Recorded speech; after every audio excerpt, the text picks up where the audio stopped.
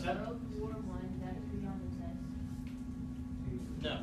Okay, so everything from last time and on. Yeah, this unit is the interwar years, right before World War II, World War II all through, and then the Cold War that's coming up after. So that's just something interesting you can tell your friends that you know that now. It's from what? So, next little part we're going to show some pictures exactly of what this blitz looked like at the time. Take a look at this picture though. This is a cathedral that was in London.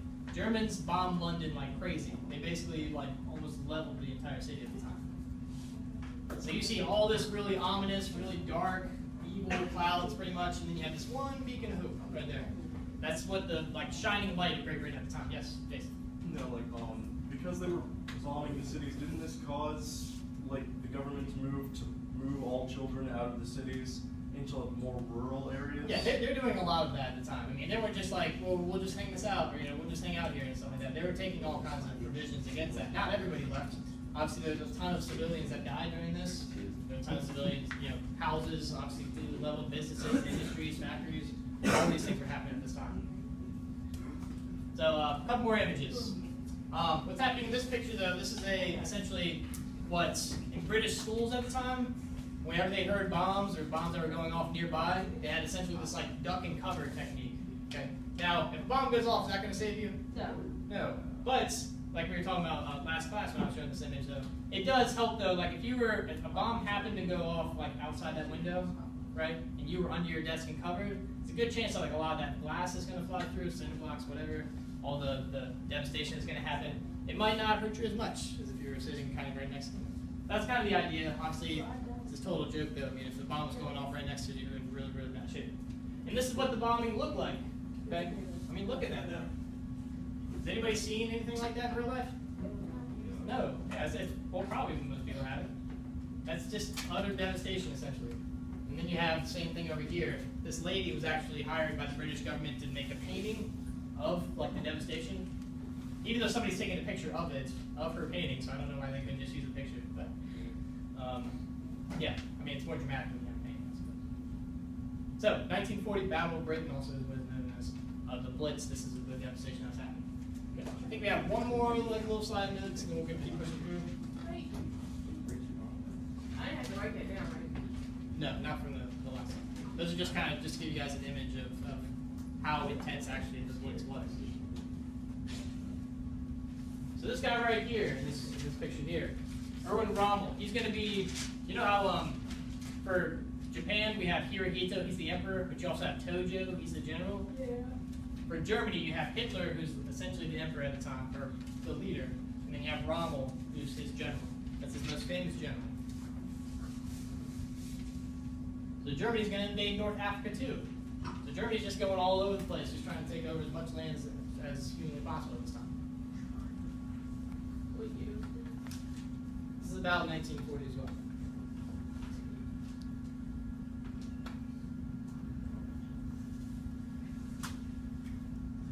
Okay, everybody got this?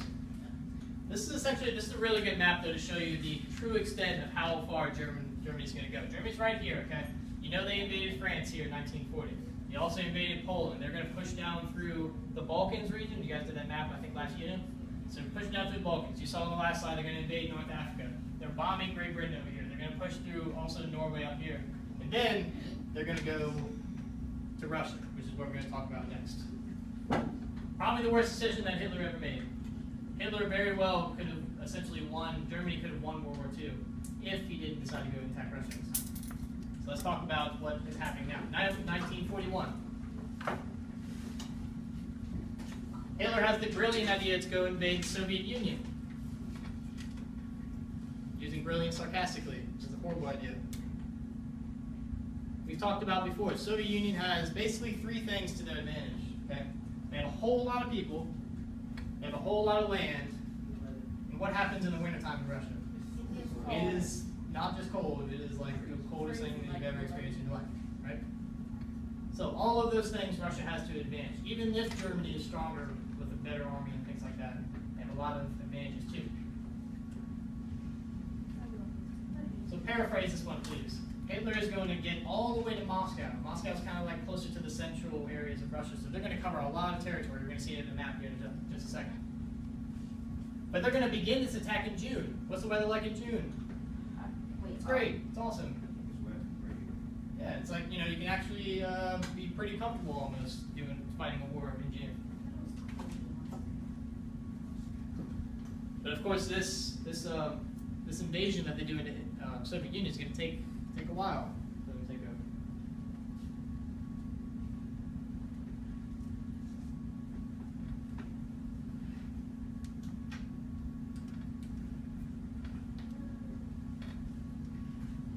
So again, main points from this: 1941, Germany is invading USSR. That's shorter for Soviet Union. Russia, you want to pin Russia down. Hitler's going to get all the way to Moscow. He can almost take over the capital of Russia. But he's going to be stalled. They're going to stall me. How many of the soldiers died?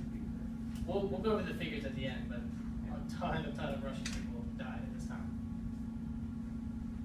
But if you remember Stalin, okay, remember we talked about him, he didn't really care so much about people. He just go and kill people for even saying something against them. Yeah, he also didn't really care so much about people that when they were going to fight. You remember the example that I used for last unit when they were going into battle, sometimes they didn't have enough guns for everyone, so they gave every other person a gun and sent them out to fight? Yeah, that's how much Stalin really cared about people's lives at that time. That's something that they had a lot of, that's a resource. They had a lot of people, so they can use them as much as they possibly want. Not good if you were in Russia at the time.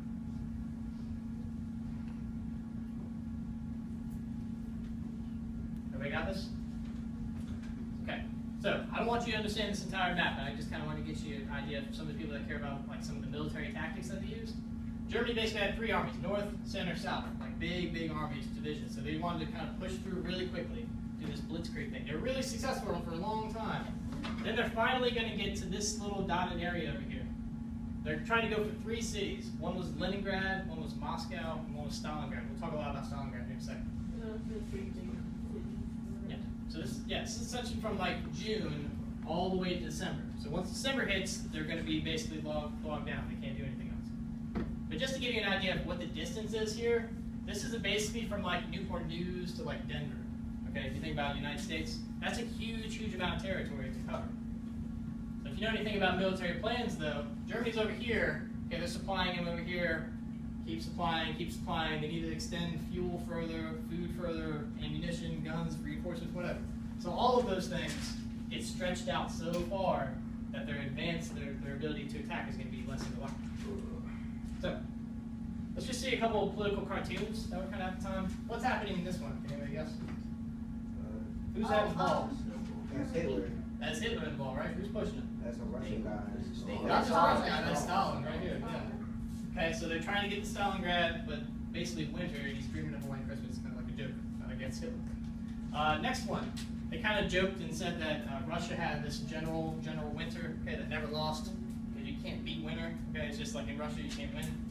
So essentially, it's taking like tanks and planes and throwing them back. It's just too cold for them to advance. And this is how cold it got. Basically, people were collapsing, corpses frozen essentially on the ground. You have tanks, artillery, all these things like that, they're just going to seize up. Their engines can't run. It's just too cold. Okay.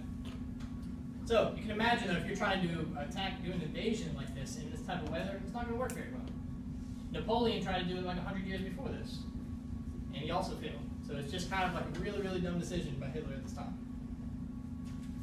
So, and also to give you guys kind of like a first-person account of like, especially this Battle of Stalingrad, one of the biggest battles in World War II, is like the turning point.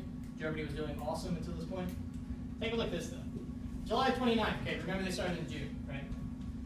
The German soldiers are going to write, Russian troops are completely broken, they cannot hold out any longer to reach the Volga, that's a river that they had, and take Stalingrad. It's not going to be too difficult. The Führer, which is essentially Hitler, knows where the weak point is. Victory is not far away. Everything seems really good in July.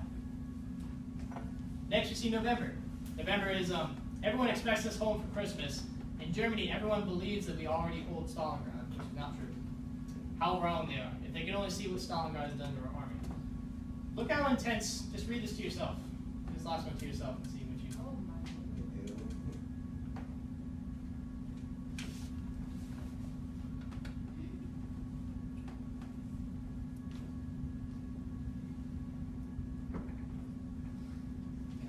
December 26th, the day after Christmas, right? So look at how desperate, okay, how awesome they were in July, and how much just Russia is just constantly just beating them down, and they're really desperate. Okay, they're eating things like cats. Okay? They're going insane essentially. They're just, that's what the war can do to people. That's why this war is such a devastating war at the time. So now you guys get a kind of a first-hand account of how crazy that was.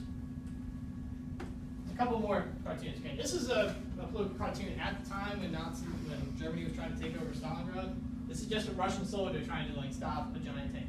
Got it?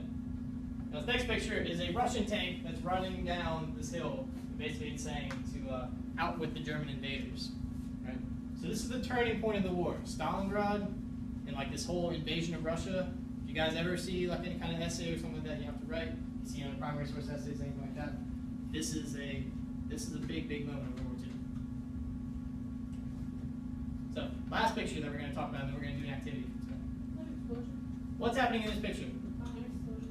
Explosion of, okay, where is it happening though? At an airport, maybe a Navy base. What is this? 1941, what's happening? Pearl Harbor. One of the also big, big turning points of this war. This is how we, essentially, the United States gets into the war. Japan doing a surprise attack. Okay? So now, after this happens, everyone pretty much in the war has picked a side, everyone's involved, all the big players, everything like that is great. Probably not great, but everybody's involved. Now, at the time though, everyone really hated everyone else, essentially, okay? So you can have all these crazy propaganda pictures that are gonna come up. Okay, you can tell for yourself, right? What nation is this right here? Japan, right? Just a giant gorilla with a knife, and you can't really see the picture, but it's like a damsel in distress, attacking a damsel, okay? Making people look less than human. You're gonna see that a lot. Okay, obviously Japanese are not rats, okay? They're people, just like you and I, but they're depicted in different ways. Obviously this is representing a Jewish person. What do they look like? Vampire, what else? I mean, well, like a goblin, right? Yeah. And we were not exonerated from all this propaganda. That's a German propaganda of us, the United States, making a joke of us being liberators, when we're actually, our culture and the things that we're doing is also evil too. So, but you also have propaganda on the good side, right?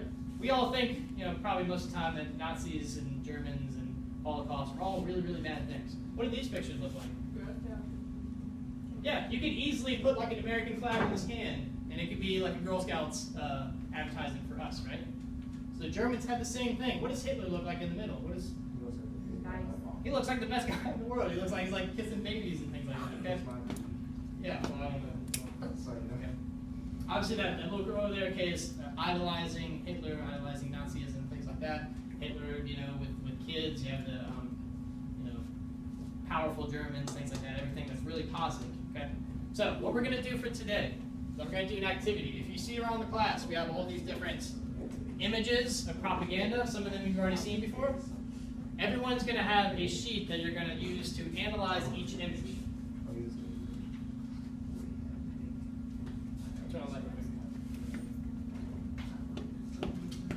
Here are the sheets, okay? There are 6 different images around the room. This is F, this is A, B is over by the shower pool thing. Don't ever pull that, please. C, I believe, is over there. Then you have D on the other side, E's over here. So everyone individually, okay, you can talk to each other and get the answers and things like that if you need to. But you're each going to go through and answer these questions in the next probably about 30 minutes. So it's roughly going to be for the rest of class. Everybody got this? Okay. So you're going to answer questions like, which race or nationality is depicted in the image? Are they portrayed in a positive or negative light? Obviously, you've seen from me, some are positive, some are negative. And pull out things that you see from the image. Okay, this is like a flower here. Okay, your smiling faces, people looking up, Hitler with children. All these things you can pull out and write these down. But most of these are basically one-word answers, so it shouldn't take you too crazy long to go through this. Yes, Don? In just a second, let me get these all spread out. So again, individually, okay, there's 6 pictures. It's about maybe 20 of you. So spread yourselves out. How you have to do it, you can move in any order. You don't have to go from A to F. Any order that you like. They're all labeled here. Make sure that you answer your questions accordingly. Does anyone have any questions? Okay. Donna, yes, you can go after I give you